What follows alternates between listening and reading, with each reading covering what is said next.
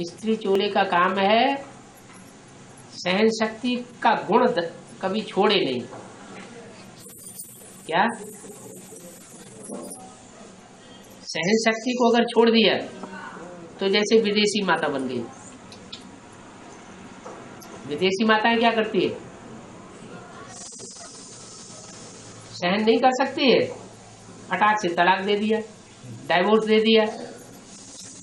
फिर एक बार डाइवोर्स दे दिया तो फिर वो क्रम चलता ही रहता है। एक को डाइवोर्स दिया, दूसरे को दिया, तीसरे को दिया, चौथे को दिया, जिंदगी में डाइवोर्स ही डाइवोर्स चलता रहता है। कितना दुख होता होगा।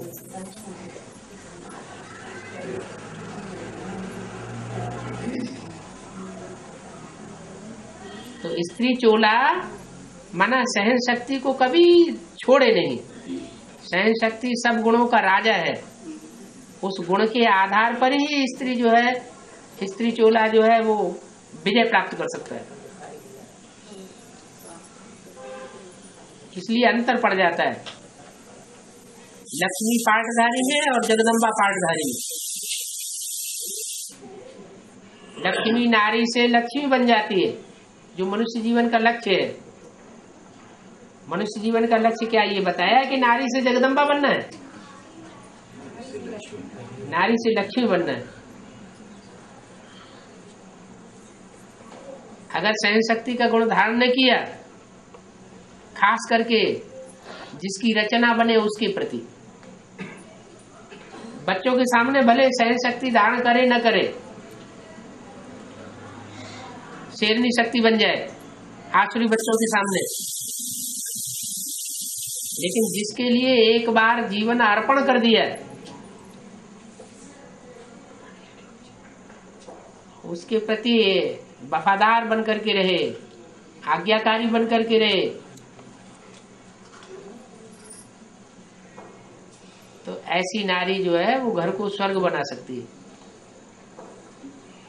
कहते भी हैं घर की धरित्री अच्छी हो तो घर स्वर्ग बन जाए,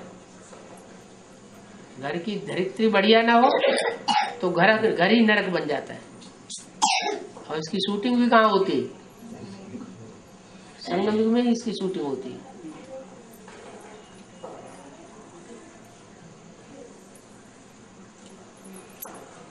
अब पाठ नुधा हुआ है,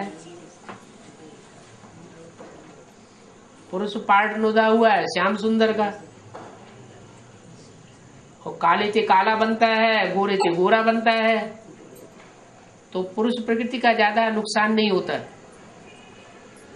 और स्त्री अगर काली बनती है और गोरी बनती है तो उसका नुकसान जास्ती हो जाता है। इसलिए गीता में लिखा हुआ है स्त्रियों में प्रदूषण नहीं फैलना चाहिए। स्त्रियां जब प्रदूषित होती हैं, माने व्यभिचारिणी बनती हैं, तो वो देश गड्ढे में चला जाता है,